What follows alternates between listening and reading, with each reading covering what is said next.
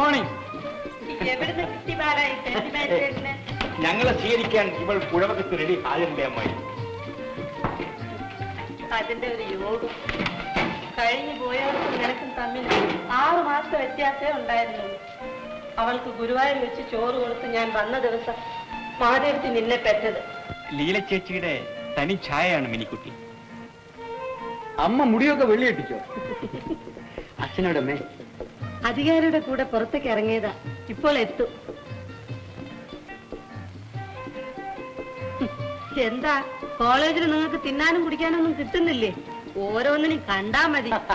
എന്റെ കാര്യത്തിൽ അത് ബാധകമല്ല അമ്മായി. ഞാൻ 10 രാത്രി കൂടിയിട്ടുണ്ട്. പക്ഷെ അതുകൊണ്ട് പ്രയോജനമൊന്നുമില്ല. പോയി കാലുപോകും കഴുകി മുണ്ട് മാറ്റിട്ട് വരെ. നീ ഈ വേഷത്തിലാ നിൽക്കാൻ പോണേ? അമ്മാവൻ കാണണ്ട.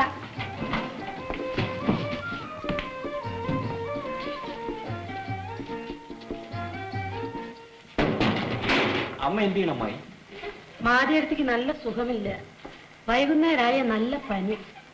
വാദത്തിന്റെ അസ്ഥിത എന്നാണ് ഗോവിന്ദമേതിരി പറയുന്നത്. അമ്മേ,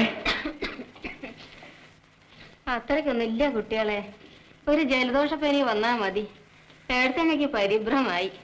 വൈദ്യർ അതെന്നെ തക്കം നോക്കി നാട്ടിലില്ലാത്ത മരുന്നും പറയും. അവിടെ ഇരിക്കും വ്യത്യാസം കുട്ടി.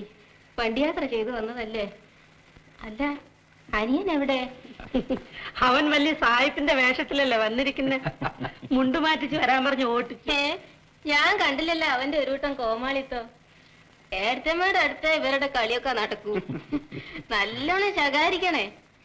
ചായ കുടിച്ചില്ലേ നിങ്ങള്? ഈ പെണ്ണ് അടുക്കള കേട്ട് നേരെ എത്തിയായല്ലോ.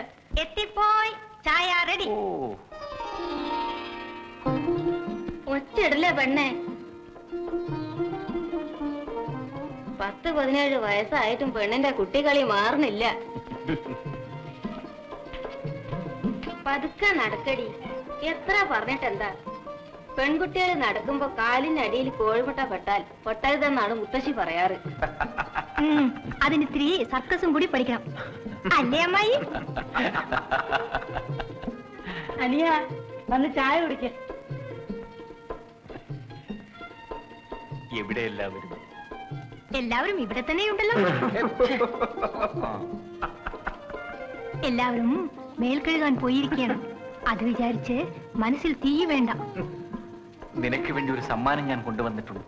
വിരൽ വണ്ണത്തിലുള്ള ഒരു ചൂഴൽ. എന്താ ആങ്ങളും പെങ്ങളും തമ്മിൽ ഒരു സ്വകാര്യം? ഞാൻ അമ്മായിക്ക് ഒരു സ്വകാര്യം പറഞ്ഞു തരാം. അമ്മായി കണ്ടു, ബാലേട്ടനും കേശവട്ടും മീശ വെച്ചിരിക്കണു. ആണുങ്ങളായ അങ്ങനെയൊക്കെ ഉണ്ടാവും. പെണ്ണിന് പ്രതരിപ്പത്തിരി ഏറെയാണ്. അവളുടെ ആങ്ങളാർ വന്ന ദിവസമല്ലേ, കുറച്ച് സന്തോഷമൊക്കെ ഉണ്ടാവും.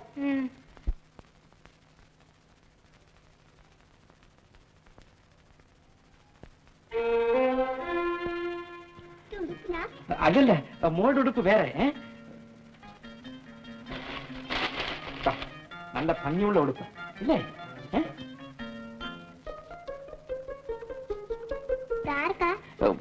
മോളെ ഇത് അടച്ചു വെക്കേ. നമുക്കിന്ന് രാത്രി നല്ല കഥ പറയണം.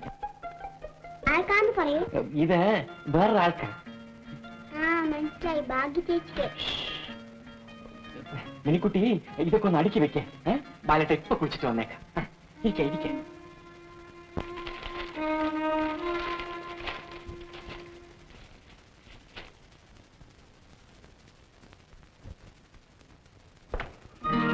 കുളം കുഴിച്ചുണ്ടാക്കി മേൽക്കഴുകി വന്നതായിരിക്കും. ആർക്കാ അത്ര തിരക്ക്?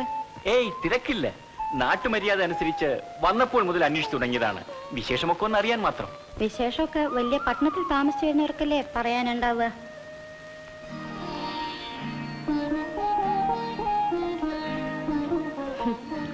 കടവത്തുനിന്ന് കയറുന്നത് ഞാൻ കണ്ടു. അതായിരിക്കും കുളത്തിൽ തന്നെ ഇരുന്ന് കളയാമെന്ന് കരുതിയത്. അല്ലല്ല, പടിപ്പരയുടെ അടുത്തെത്തിയിട്ടേ ഞാൻ വെള്ളത്തിലിറങ്ങിയല്ലോ. നോക്കിയിരുന്നു, നേരം പോയി. ആരെ ആവോ. സ്ഥാനം കൊണ്ടുവന്നു കാണണോ? വാങ്ങിച്ചോ. അമ്മ എത്ര പറഞ്ഞാലും ഇവളെന്നെ ഇളയമ്മയെന്ന് വിളിക്കില്ല. മോള് വിളിക്കരുത് കേട്ടോ. ഇളയമ്മയെന്ന് കേൾക്കുമ്പോൾ മനസ്സിൽ കാണുന്ന രൂപം ഇതല്ല. മോള് ഭാഗ്യച്ചേച്ചിന്ന് വിളിച്ചാ മതി.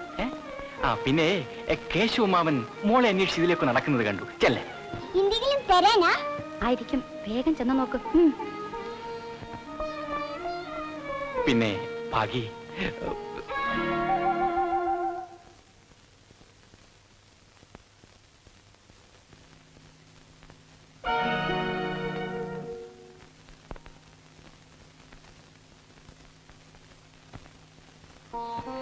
പഞ്ചായത്ത് കണ്ടുകൊണ്ടുവന്നാൽ ചീത്ത എനിക്കാണ്. ഒരുപാട് ജോലിയുണ്ട് ബാക്കി.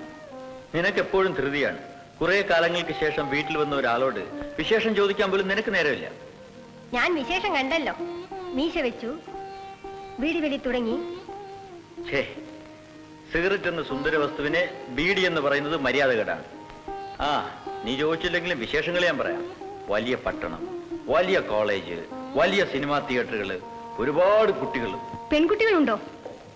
ഈശ്വര, അവരെ തട്ടിത്തിടഞ്ഞ് നടക്കാൻ വയ്യ. ഓ, അങ്ങനെ വരട്ടെ. അതാ ഈ ബീഡി വലിയും ടൈലുകാട്ടിലും ഒക്കെ.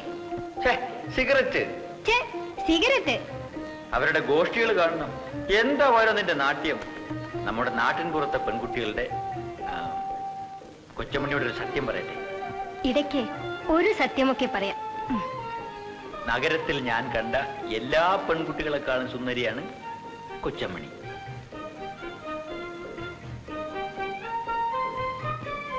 സൗന്ദര്യത്തിന്റെ കണക്കെടുക്കാനായിരിക്കും വലിയ മാമ മകനെ കോളേജിലേക്ക് അയച്ചത് അല്ലേ?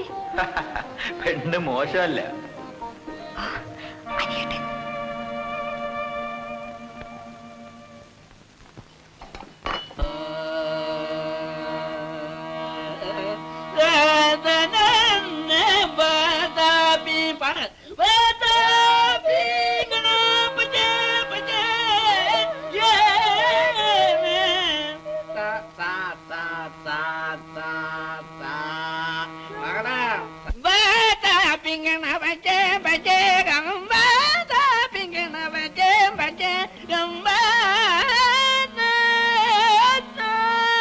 പാടൂ, കുറച്ച് പാട്.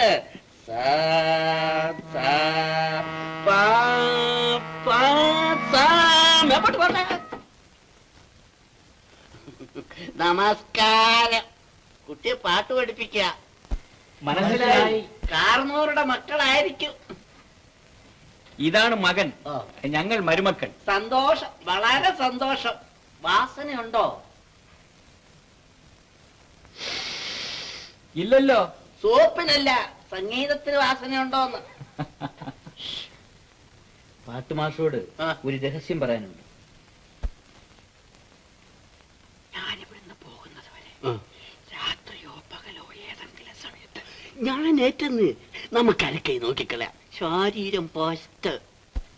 ഈ കൂക്കുംവിളി ഇവിടെ കേട്ടുപോയാൽ തന്റെ ശാരീരത്തിനും ശരീരത്തിനും പരിക്ക് പറ്റും. ഏറ്റോളാം. ഞാനും വരട്ടെ. വാ, ഇവിടെ നിന്ന് രക്ഷപ്പെടാം.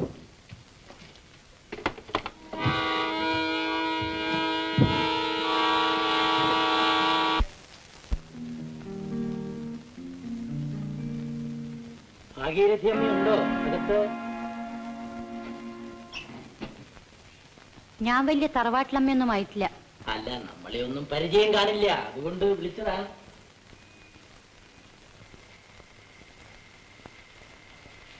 അനിയേട്ടനെ എനിക്ക് പരിചയമില്ലെന്നോ? ഉണ്ടോ? അനിയേട്ടൻ എന്താ ഒരു പരിഭവമുള്ള പോലെ? എന്റെ പരിഭവം ആർക്ക് കാണണം? ബാലേട്ടനാണെങ്കിൽ. ബാലേട്ടൻ എന്ത് പറ്റി?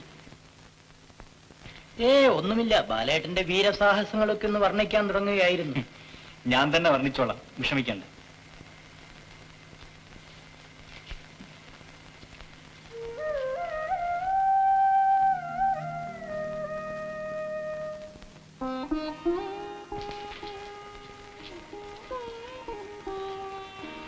ആകാശ നീലിമയുടെ നിറം, അതിൽ നിറയെ വെള്ളി നക്ഷത്രങ്ങൾ. അങ്ങനെ ഒന്ന് കണ്ടു, അത് വാങ്ങണമെന്നായിരുന്നു ആഗ്രഹം. സാരിയാ? പക്ഷെ കാശ് വേണ്ടേ?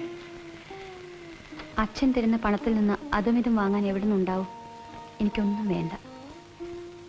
പഠിച്ച് ഉദ്യോഗവും ശമ്പളമൊക്കെ ആവുമ്പോൾ അപ്പോൾ ഓർത്താൽ മതി.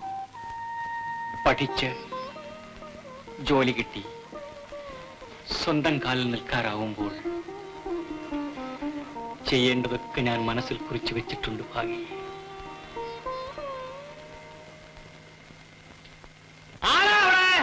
അച്ഛൻ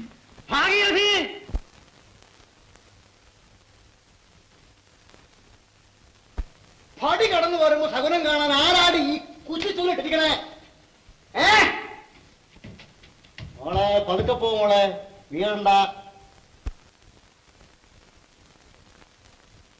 നന്നായി. ഇവിടെ ചിലതൊക്കെ നടക്കാൻ പോകുന്ന ലക്ഷണമുണ്ട്. നാട് മുഴുക്ക പറഞ്ഞു നടക്കുന്നുണ്ട്. ഞാൻ തറവാട്ട് മുതൽ ഭൂട്ടടിക്കുകയാണ്, സ്വകാര്യ സ്വത്ത് ഉണ്ടാക്കണ്, അത്യാവശ്യം കൊടുക്കണില്ല അത്രേ. ആരാ പറഞ്ഞു നടക്കണാവോ? ആരാന്ന് ചോദിക്കണോ? അവനെ പിരികേറ്റാൻ ഈ ദേശത്ത് കുറെ തെണ്ടികളുമുണ്ട്. നിന്റെ ചെറിയമ്മാവൻ എന്റെ അനുജനാന്ന് പറഞ്ഞിട്ട് എന്താ? അവൻ ഈ പെരത്തറ പൊളിക്കണം. ചെറിയമ്മാവൻ ഇപ്പൊ ഇവിടെ അല്ലേ താമസം? ഈ പഠിക്കകത്ത് കടന്ന കാല് ഞാൻ തല്ലി ഓടിക്കും. പാതിരാക്കി കള്ളം കുടിച്ചു വന്ന് പുലഭ്യം പറയേ. ഭാഗം വേണോത്രേ, ഭാഗം കിട്ടണ വഴി നോക്കട്ടെ. തറവാട്ട് സ്വത്ത് എന്ന് പറഞ്ഞ ആനക്കുട്ടി ഉണ്ടെന്നാ നിങ്ങളുടെയൊക്കെ ധാരണ. ഞാനൊന്നും പറഞ്ഞില്ലല്ലോ. തെങ്ങിൻ തോട്ടവും പുഞ്ചക്കോളും ഞാൻ അത്യധ്വാനം ചെയ്തുണ്ടാക്കിയ മുതല. വല്യമ്മാവയുടെ കാലത്ത് 64 ആൾക്ക് ഭാഗിച്ചു കൊടുത്തതിൽ ഒരു ഓഹരിയ ഈ പറയണ തറവാട്ട് സ്വത്ത്. നീ അറിയണം, നീ ആ മൂത്ത അനന്തരൻ. എനിക്കിതൊന്നും അറിഞ്ഞുകൂടാ. അറിയണം, എല്ലാവരും അറിയണം. അവനെ ഞാൻ പഠിപ്പിക്കും, അവന്റെ ശിങ്കിടിമാരന്മാരെയും. അല്ലെങ്കിൽ എന്റെ പേര് കുഞ്ഞികൃഷ്ണനാണെന്നല്ല. ഈ നിറഞ്ഞ സന്ധ്യക്ക് ആരെയാ ശപിക്കണേ? നീ എന്നെ ശാസ്ത്രം പഠിപ്പിക്കണ്ട. കേശുവിടെ സന്ധ്യാവന്തനില്ല, ഐത്തല്ല, ചിത്തമില്ല. ഗുരുവായൂരപ്പ കൃഷ്ണ. ആ പാട്ടക്കാരൻ കൃഷ്ണൻ വന്നില്ലേ? ഇല്ല. വരില്ല, വരില്ല, ഒരുത്തനും വരില്ല. പാട്ടക്കാരെ അവൻ പറഞ്ഞ് തിരിപ്പിച്ചിട്ടുണ്ടാവും. അവനെ ഞാനൊരു പാഠം പഠിപ്പിച്ചിട്ടില്ലെങ്കിൽ നോക്കിക്കോ. പറഞ്ഞതെന്നെ പറഞ്ഞ് നേരം വെളുപ്പിക്കാതെ വന്ന് ഊണ് കഴിക്കുന്നുണ്ടോ? കുട്ടികളൊക്കെ ഉണ്ടോ?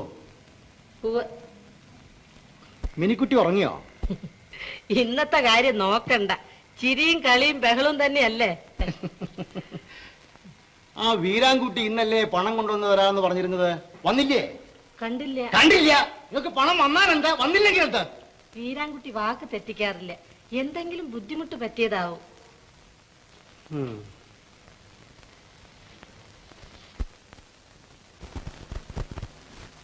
കിടന്നോ മിനി?